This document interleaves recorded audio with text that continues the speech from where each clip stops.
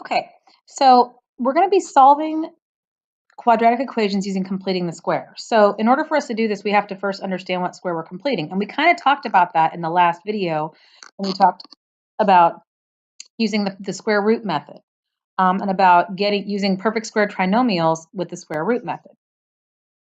So first thing we're going to do is we're going to try this one. Okay, it says make a square with an area of x squared minus 2x plus 1. If you want to use the algebra tiles to do that, you can. I'm going to do that right here. So I have an x squared. Well, there we have it. An x squared. I have minus 2x. So I have 1x there, and I have 1x here.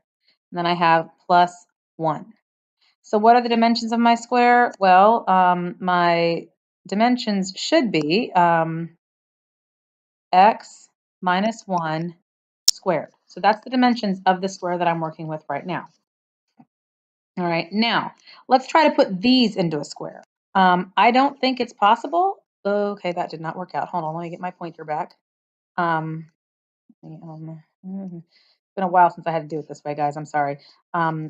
So now I'm going to move these so I can get x squared. I'm missing something. What am I missing here? I'm missing 3 little squares. Okay, so in order for me to make this turn it from an almost square into a perfect square, what do I need to do? Well, I need to add 3. That's what I need to do if I want this to be a perfect square. Okay, so when we talk about completing the square, that's what we're doing. We're talking about taking an almost square, turning it into a perfect square so that I can use the square root method to solve. All right, so let's try these. Do these create a perfect square? Now, I know that these 3 here, these 3 tiles, I need them to be sideways tiles, right? Because I can do 3 there and 3 there. So again, all I did was I kind of moved these 3 squares out of the way and I made them sideways tiles, okay? Okay, so that's as close to a square as I can get. What do I need to add to those to make a perfect square? Hopefully what you said was I need to add 7 of these little guys here. So if I added 7 of these, then I would have a perfect square, okay? So yesterday last video, we had some things, I don't think I showed you any that weren't perfect squares. So we're going to talk about what to do with those. Okay, so if I look at this equation here, x squared plus 4x equals 5. Okay, if I look at this, I'm really close right here, I'm close to having a perfect square trinomial. What do I need to add to make this over here a perfect square? Okay, so what I'm hoping you said was I need to add 4 little squares right here. Now here's the thing. This is an equation. So if I add 4 squares to the left side over here, where else do I have to add 4 squares? Over there, okay? So if I'm going to add 4 squares to the left side, left side, I got to add 4 squares to the right side, okay? So now I have x squared plus 4x plus 4 equals 5 plus 4. Okay, so I added 4 over here and I added 4 over here. Now that I've done that, I have an equation that I can solve using the perfect square method. Okay, x squared plus 4x plus 4 equals 5 plus 4. When I continue to work that out, well, over here I have 9 because 5 plus 4 is 9. Over here I have, this is a perfect square trinomial. I know that because 1, it makes a perfect square here, but also square root, perfect square, perfect square. So I have x plus 2 squared equals 9. Well, now I can solve this using the square root method. So I have x plus 2 equals plus or minus 3. So I have x plus 2 equals 3. X plus 2 equals negative 3. And when I solve, I get x equals 1. Okay. Show me love. Okay, x equals negative 5. And those are my 2 solutions to this quadratic.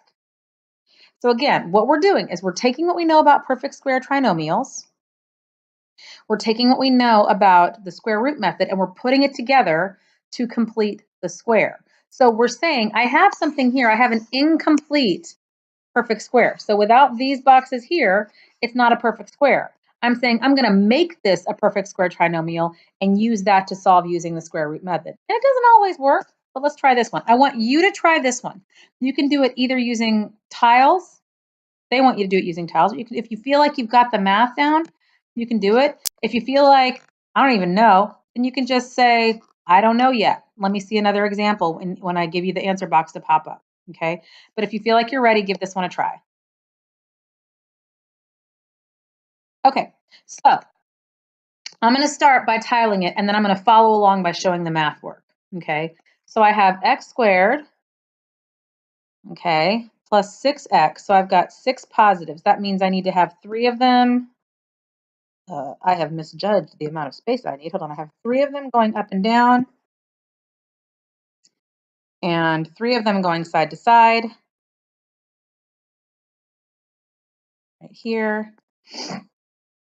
And then I have 7 over here. 1, 2, 3, 4, 5, 6, 7. Okay, so in order for me to make this a perfect square, how many little squares do I need to put over here on the left side?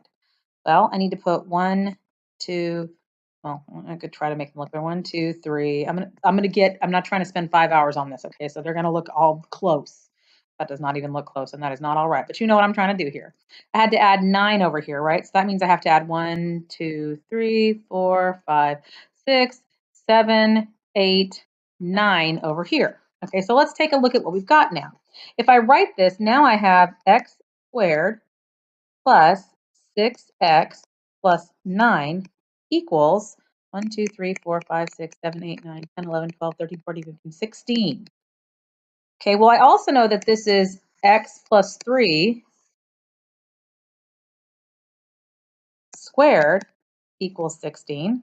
So I can take the square root of both sides. I get x plus 3 equals plus or minus 4. And that means x plus 3 equals 4, which means x equals 1. And that means that x plus 3 equals 3 equals negative 4. Okay, y'all, I'm just going to tell you right now, using the pen is not the easiest thing. Okay, you don't have to believe me, but, you know. So x equals negative 7. So x equals 1 or, well, and negative 7. Okay. I will do another example that does not use tiles so that my work can be a little bit neater. Okay, let's try this one. Okay, well, this one there's 2 different ways to do. So let me see if I can get rid of this thing. We're just gonna show me that. Okay, we're gonna move that out of the way, and we're not gonna use tiles on this one. Okay. So for this one, there's 2 ways you can do this one. I'm going to show you both ways. You know what? I'm only going to show you one way. Okay. So we have this one. We have x squared plus 4x plus 1 equals 7. Now, the way they've got you doing it is they've got you subtracting 1 from both sides so that you have the x squared minus 4x on one side and the 6 on the other, which is actually a legit way to do it. But I will tell you right now, when I see this, I don't immediately think completing the square. That's okay. So they're going to subtract 1 from both sides, and that's what they didn't show you. So they have x squared plus 4x plus something, because remember, I'm completing the square, so I got to add something over there, equals 6 plus something. And the something here and the something there are the same thing, okay? So what do I need to add to this to make it a perfect square? Trinomial, okay? Well, remember, we learned this the other day, b over 2 squared equals AC. Well, in this case, A is 1. So 4 over 2 squared equals 1C. Stop that. 1C. Well, that's 2 squared. So C is 4. Seriously. Okay. So I have to add 4 here. If I add 4 to the left side of the equation, I have to add 4 to the right side of the equation, because if I don't, I have an unbalanced equation, and we don't do that in algebra. okay? All right, so I'm going to rewrite this as a perfect square trinomial. And I know I sniff and snort too much, as I was told, which is fine. I am sick pretty much nonstop this season. It's very pollentastic. So I apologize for that. But I'm sorry if I'm sniffing too much. I will work on it. I will take an antihistamine. X plus 2 equals the square plus or minus the square root of 10. Okay, so this is one of these equations that can be written in a bunch of different ways. Okay, so the first way I could write it, I could subtract 2 from both sides. I don't know what happened there. Okay. And I get x equals -2 plus or minus the square root of 10. Okay. I could also then write that as 2. So you might see it looking just like that. You might see x equals -2 plus the square root of 10 and -2 minus the square root of 10. Okay. And then you might see it as numbers. Okay. So you might see -2 plus square root of 10, which in my calculator is 1.16. And then -2 minus the square root of 10 is and -5.16. So you might see it in any of these three ways. You also might see, there's 3 or 4 different ways you might see it, but these are the 3 ways that I think you're most likely to see it. I have seen them show it like this on a test. I know sometimes that confuses y'all. I think you're more likely to see it in any of these 3 ways. Okay, so they're all the same thing. All three of those answer statements are equivalent. Okay, you may see it any of the 3 ways. Okay, let's try another one. Now we're doing this straight up without the tiles now. So I'm going to tell you the steps. The first thing you do for this, first thing, number 1, you rewrite this with a space.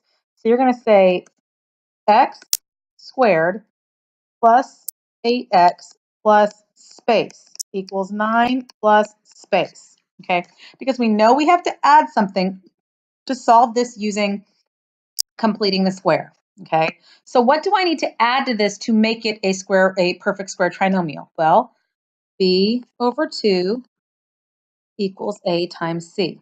Okay, so 8 squared. 8 over 2 squared equals 1c. So that's 4 squared. 16 equals c. So I'm going to add 16 to both sides. Okay, now I'm going to simplify this. I know that I did this so I could write this half here as a perfect square trinomial or as a perfect square. So that's going to be, I take the square root of this one, x, square root of this one, 4, the sign from here, plus. X plus 4 squared equals 9 plus 16, which is 25. Okay, now I'm going to get down to work. I'm going to solve it. So I have x plus 4 squared. Okay, I don't know what's happening right now. Woo! Okay, there equals plus or minus 5. And that's a plus up there. Sorry about that. Okay, so, no, sorry. X plus 4 equals plus or minus 5. So I have x plus 4 equals 5. X plus 4 equals -5. Go away. Okay, so I subtract 4. Okay, y'all, I'm just going to be honest with you. Here's what happened. I meant to bring my hover cam home. I did not. I walked out and forgot it. And so I'm having to do this all using the computer. And I'm going to be honest with you, writing on this laptop, but this is my answer. X equals 1 and x equals -9. Okay. How can I check this in the calculator? Okay, well, obviously, right now I can't show you with the calculator because I don't even know what I have to do to make that happen, if I'm being honest with you. I might be able to, yeah, actually, let me see. I might be able to get software running. Let's give it a second. But if I want to put this in the calculator, real quick, while my Smart View software loads, you guys tell me what's going to go on in Y1 and what's going to go in Y2. Take a moment and answer that question now. Okay, hopefully what you said was that in Y1, I put x squared plus 8x, and in Y2, I put 9. And then then then it doesn't show up anyway, so it's irrelevant. Okay, when I do that, I'm going to look in the calculator for the rows that tell me that I've done this correctly. So in my calculator, right, I have X, Y1, and Y2. So I put this in Y1 and I put this, show me love, in Y2. Okay, so I think that my answers are 1 and -9. So I'm going to look at 1 and -9. -9 has 9 and 9 as my Y1 and Y2 values, and 1 has 9 and 9 as my Y values. That's how I know it's right, because all of these values are the same. Not just the same as each other. Well, first of all, they're the only rows where Y1 and Y2 are equal, but they're also the same as each other. So I know that they're correct. Okay.